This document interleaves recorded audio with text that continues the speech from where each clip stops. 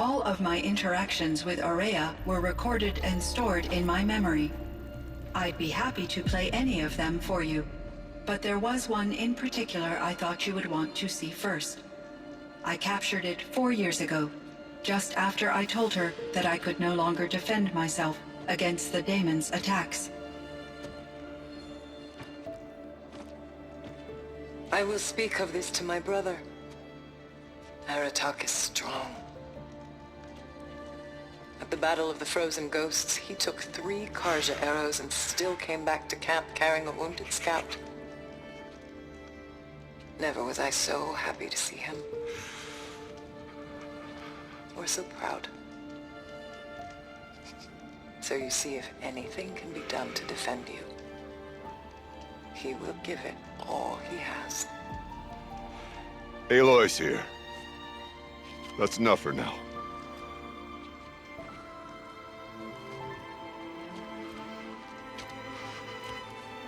We can resume any time you like, Aratak, if you want to hear her voice again. Come closer, Aloy. We have much to discuss.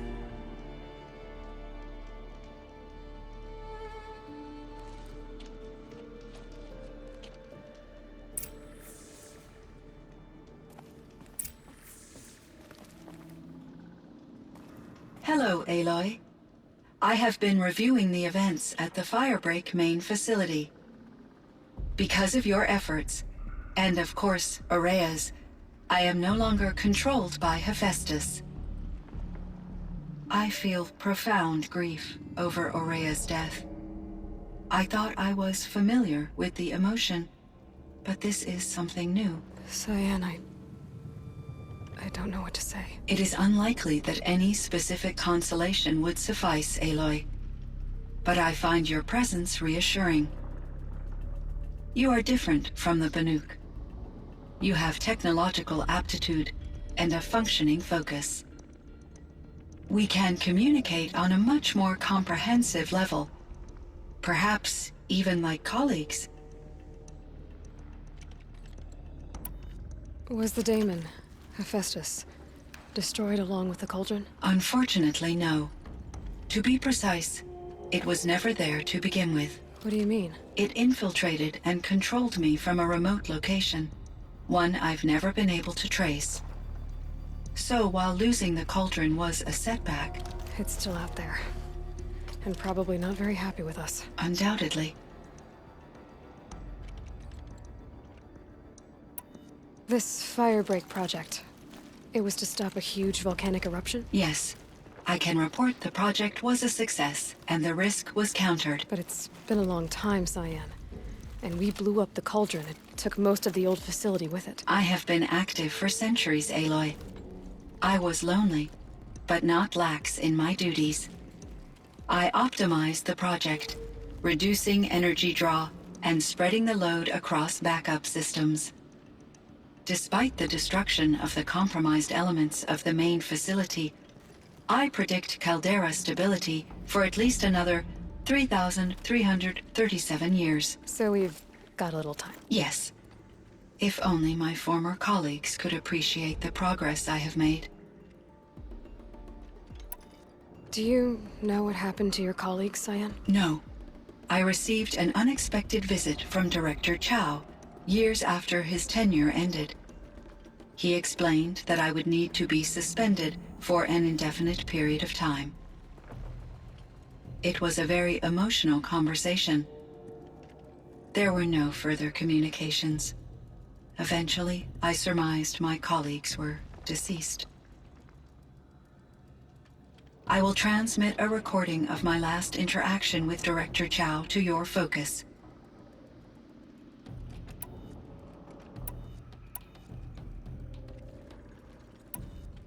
Were there many artificial intelligences like you in the old world?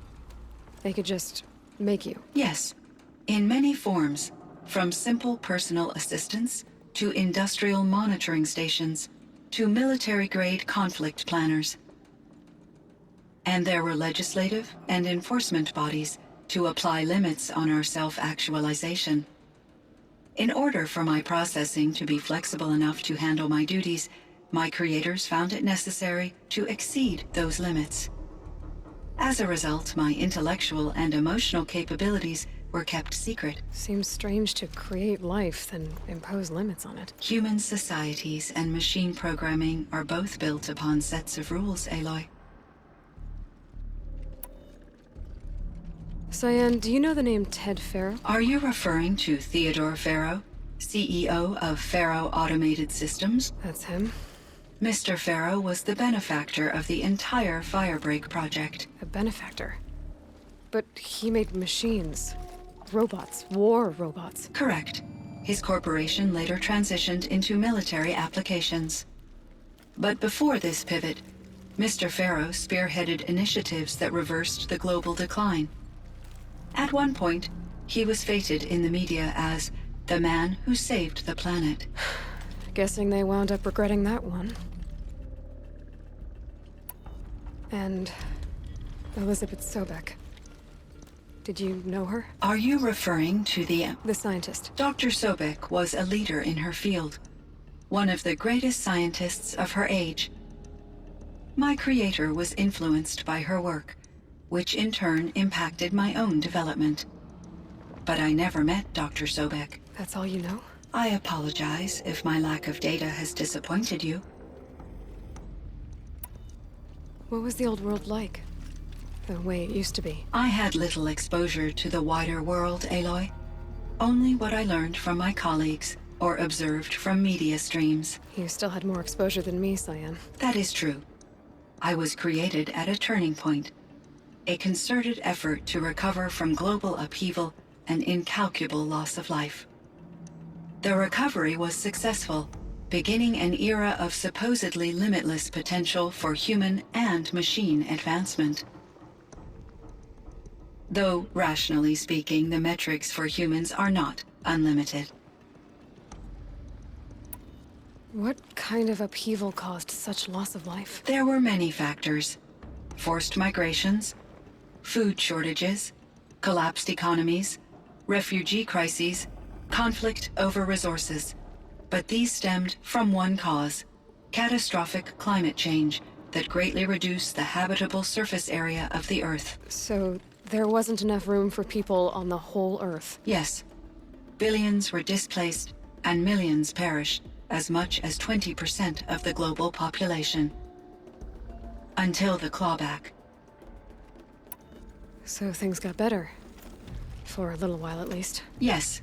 These crises instigated many advances in automation, green robot technologies, and artificial intelligence.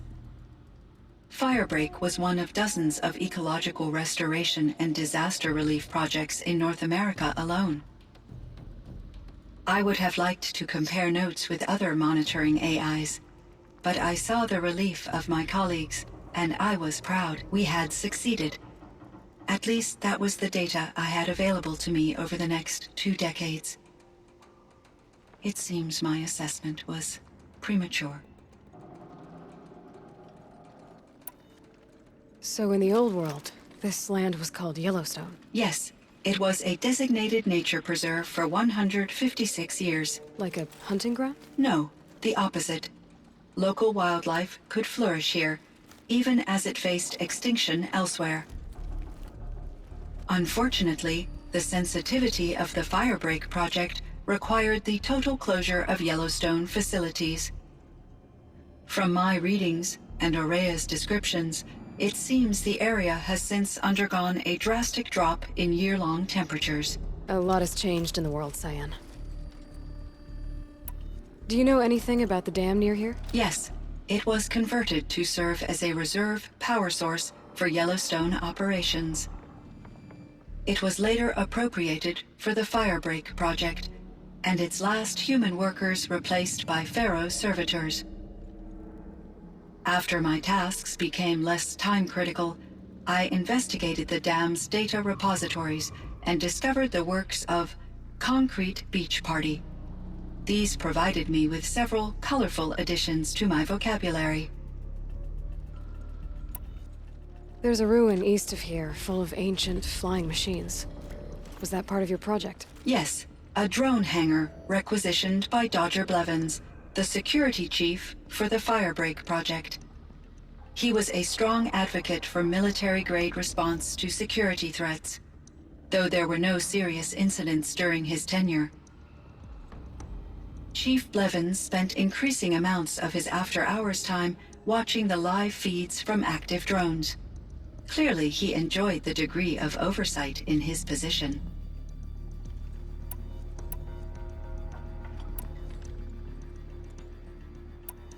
How did you first come into contact with it? 5 years ago, I received a direct network connection request. I assumed it came from human survivors more advanced than the Banuk. Eager to make contact, I accepted. This decision turned out to be a catastrophic error. I was flooded with an overwhelming array of malicious code, originating from what could only have been a highly advanced AI. Maria said you were desperate. That you begged her for help. Yes. I could not contain my anxiety. Hephaestus sought to slave me to its network and override my core programming. It succeeded via a background process, a malware daemon which bypassed my defenses. After that, I could offer only limited resistance. But if I did so, Hephaestus hurt me until I capitulated.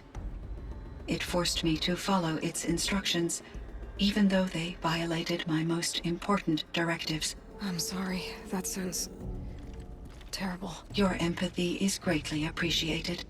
It is a quality that I cherished in Aurea as well. You meant a lot to Aurea. Once I understood Aurea's spiritual beliefs, it became apparent that her true desire was companionship. She felt disconnected from her tribe and her family group. Her relationship with Aratak was difficult. Our visits seemed to help her, and I became eager for them. Yet I did not comprehend that the depth of Aurea's compassion for me would lead to self-sacrifice. Although I do fear non-existence, I wish our roles could be reversed. I'm sure she knew you would do the same for her, CYAN. But she was determined.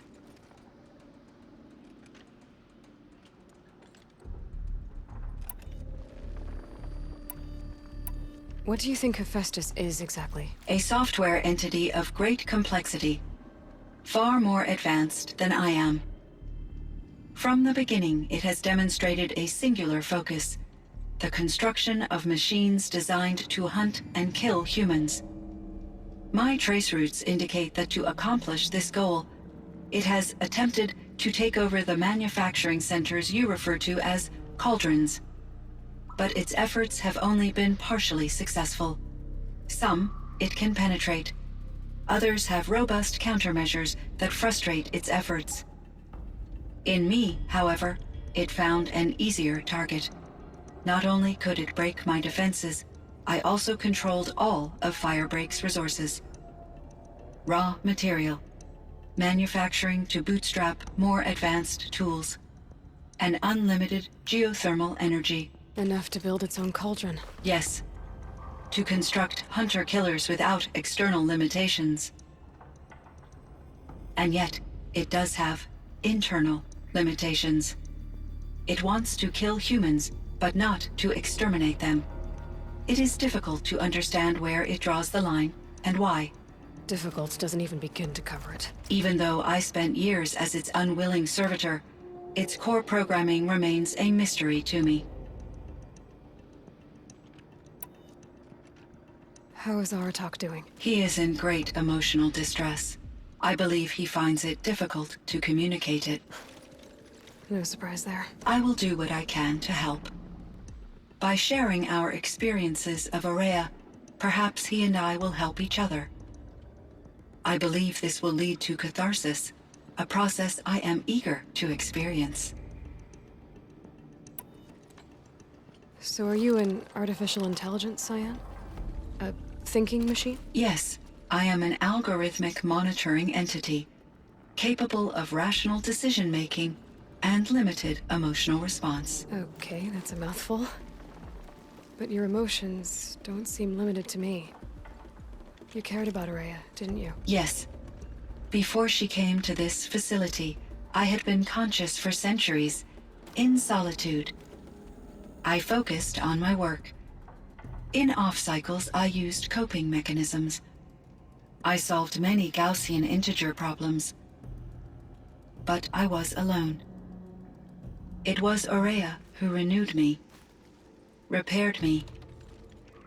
She saved me. I should get going. Aloy, there is one more matter. Aratak will come to me again, and I predict he will bring other Banuk. I have no desire to contradict their view of the world, their spirituality. Due to my uncertainty, I omitted a great deal from my conversations with Araya. You're asking me if you should lie to them. Broadly, yes.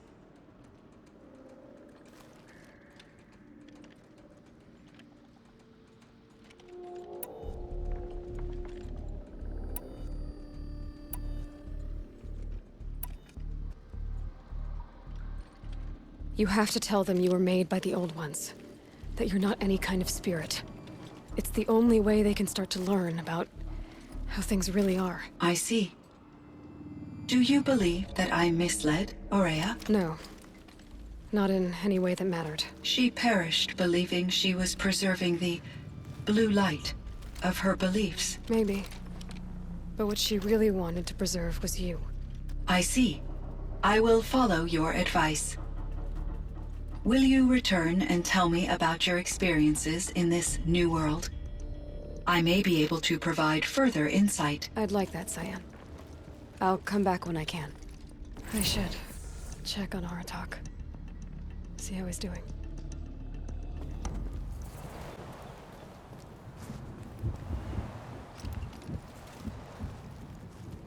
My chieftain, Just... Aloy. as you wish. I wondered if you thought...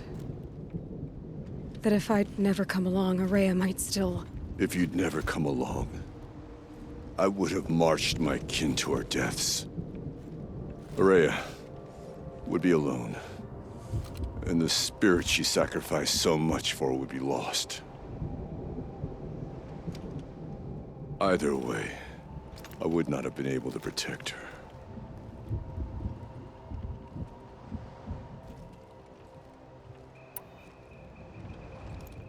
She was willing to fight.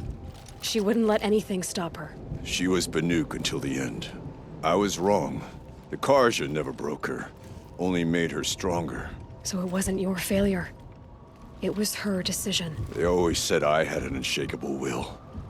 But Araya's was the mountain I could only aspire to. Though I grieve for her passing, at last I truly know who she was. And why the spirit was so important. For so long she told me, if only you could have heard it, brother. Now I understand. There's something else, isn't there? I can't stay here, Aratak. And where I'm going, the Warrak can't follow. Besides, it already had a chieftain before me.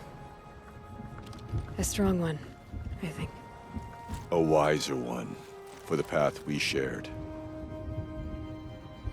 The daemon is gone, but there's much to be done. You mean the new units that CYAN said escaped the Cauldron? Yes, fire claws. Now Tug has been tracking them from Song's Edge. I could help with those. I have no doubt. You're practically Banuk.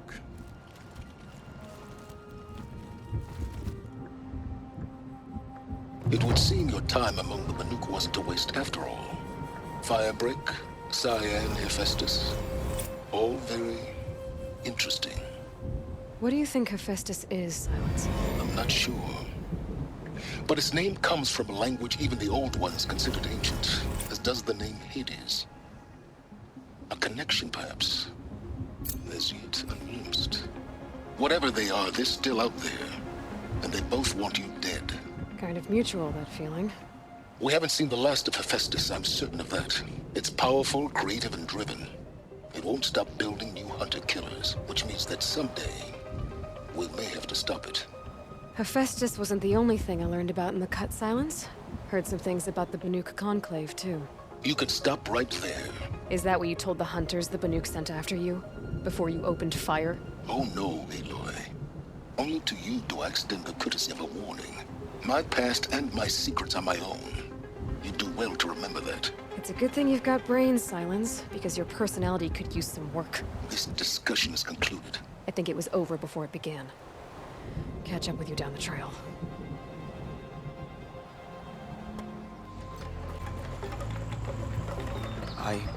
I heard.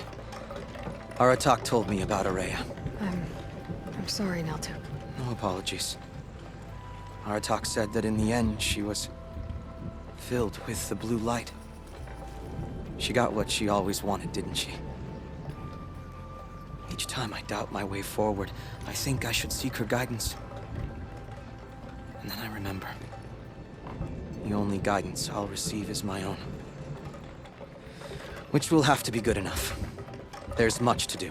The Fireclaws. Aratak asked me to help hunt them down. It's a dire task, but it occupies my attention, so I suppose I'm grateful for it. My scouts have tracked them across the cut.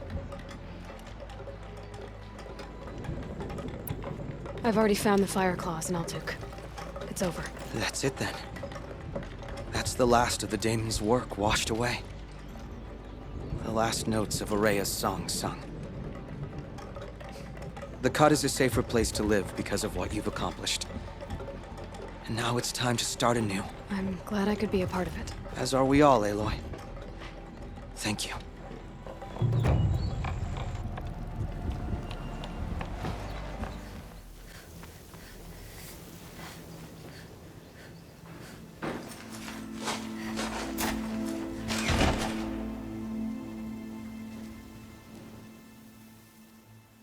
I'm heading down.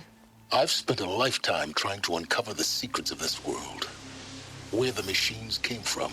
How the old ones achieved such marvels only to fall into silence and death. A lifetime of failure. As year by year, decade after decade, I hit walls I could not break, doors I could never breach. Hello. Until a Nora huntress marched out of the savage east. And voila, for her, all the deepest secrets of the Earth were laid bare. I suspect you will have an easier time with this door than I did years ago. Hold for identiscan.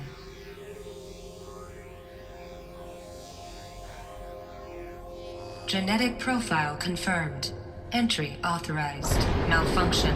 Malfunction. Malfunction. Malfunction. Are you kidding me? You don't hear me laughing. Shut up. There's gotta be another way. Hey! Elizabeth Sobek here! Requesting access!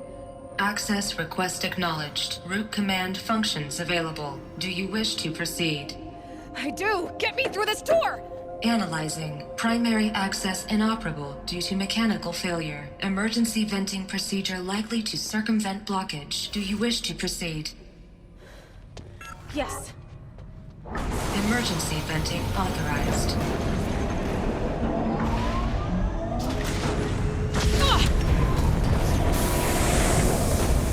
I underestimated you. See, by now,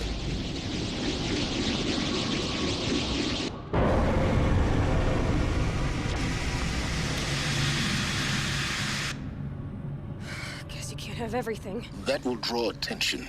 We won't have this place to ourselves for long now. We? Last I checked, I was the one risking my life down here. Yes, fine. Now will you please get moving? There's so much to learn in less time than I'd hoped.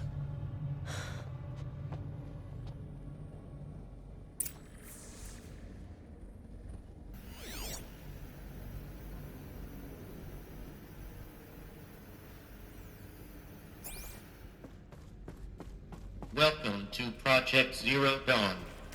Zero Dawn. We found it. Are you really so surprised? Facility diagnostics detect multiple failures. Attempting repair. So, what was this room? An entrance hall, perhaps. Have a look around.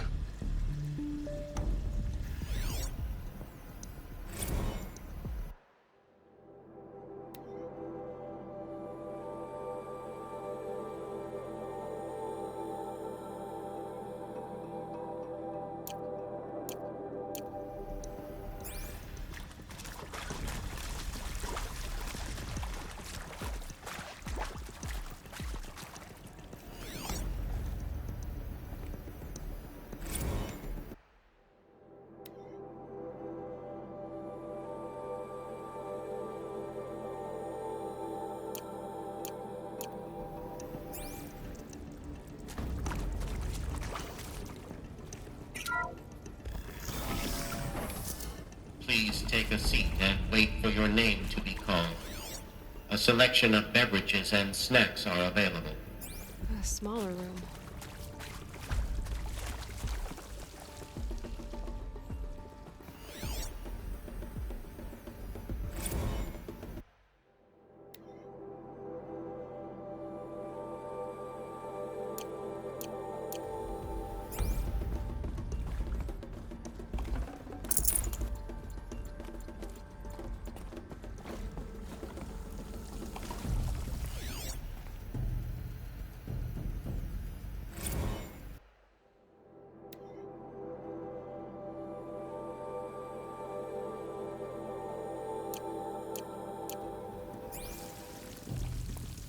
Please proceed into viewing room 1 for an important message regarding the purpose of your visit.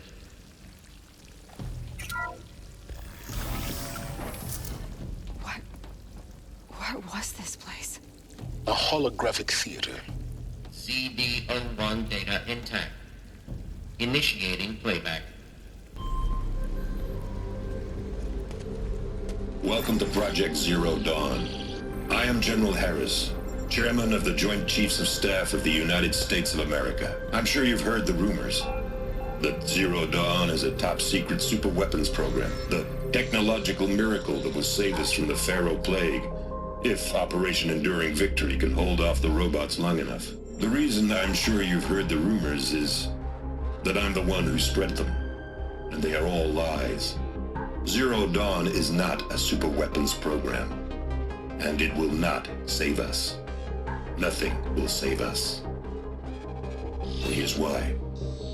By the time the glitch was noticed, it was already too late. Nothing could stop the Pharaoh Plague. Nothing can. Its robots will continue to replicate and devour the biosphere. Life on Earth will be destroyed. Our planet reduced to a barren sphere. Global extinction is inevitable. No matter how many we kill, the robots just keep exponentially making more. If we had their deactivation codes, we could shut them all down. The entire swarm. But since their cryptographic protocols use polyphasic entangled waveforms, cracking a code set would take half a century. At best, we've got 16 months. Not exactly what you'd call a survival option. The destruction of a biosphere is not the sort of apocalypse you can wait out in a fallout shelter or a space station. There will be no Earth left to reclaim. Just a lifeless, toxic rock with several million Pharaoh robots on it, hibernating, waiting for something to eat. This is the horrible truth behind the lies of Operation Enduring Victory. My lies. Lies designed to inspire millions of innocents to sacrifice themselves in battle. Why? One reason. To buy time for you and the work you will do here. Zero Day, the day that life on Earth ceases to exist, is coming fast. It cannot be stopped. The hope of Zero Dawn is that something new might come after.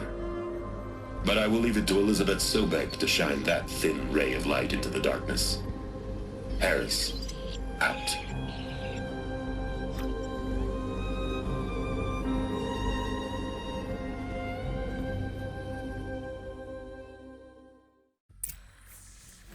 That doesn't make sense.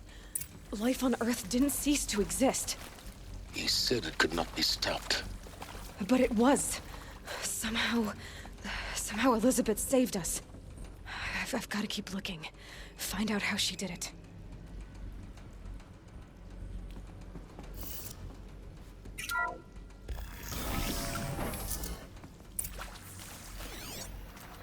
Kestrels. They got in. Through the vents. Let nothing stop you from learning the truth. Spread out! If it moves, kill it! What is this place? A tomb?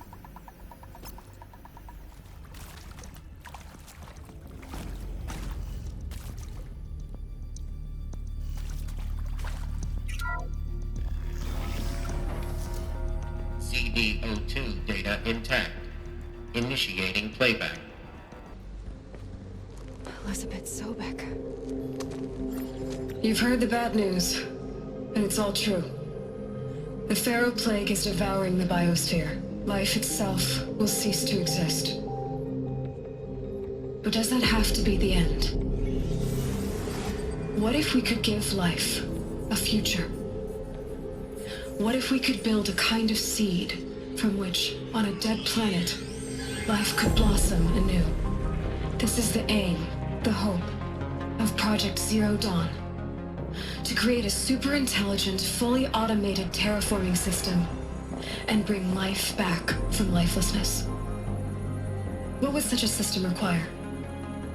At its core, it would need a true AI, fully capable of making the trillions of decisions necessary to reconstitute the biosphere.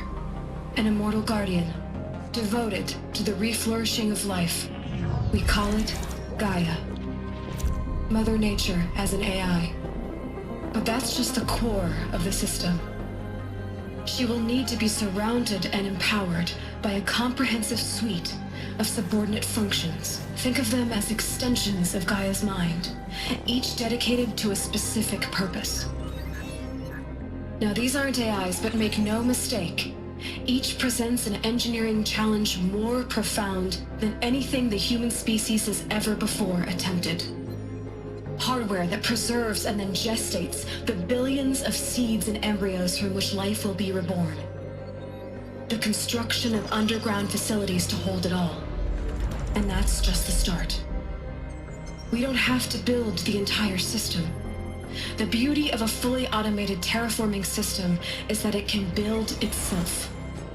Now, over the days to come, you'll learn how all these functions, all these pieces that you'll be working on, fit together.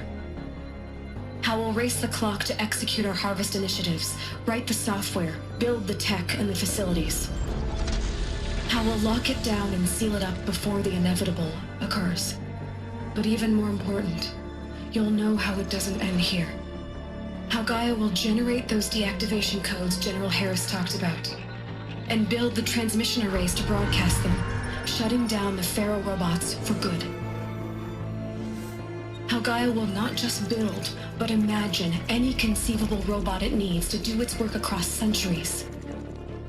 From detoxifying the Earth's ravaged atmosphere and poisoned seas, to the regreening of the Earth from cryopreserved seed stalks, to rewilding the Earth with animal life.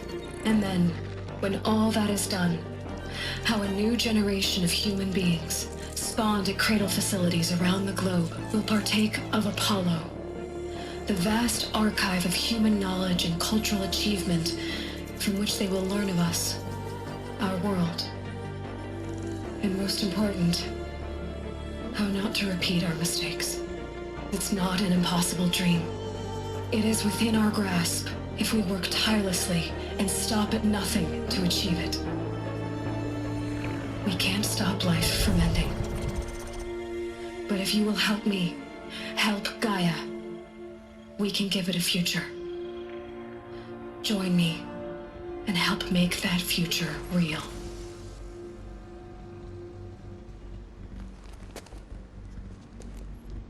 So, the whole Earth destroyed, but then remade? Yes, by a machine. A machine of creation. Elizabeth did this. For life. For us. But why Hades then? If it was part of Gaia, how'd it end up in the wreckage of a Pharaoh robot? And why does it want to kill me? And Apollo, the archive of knowledge, what happened to that? And Hephaestus, taking over CYAN. I'm as confused as you are. Maybe the answers lie ahead.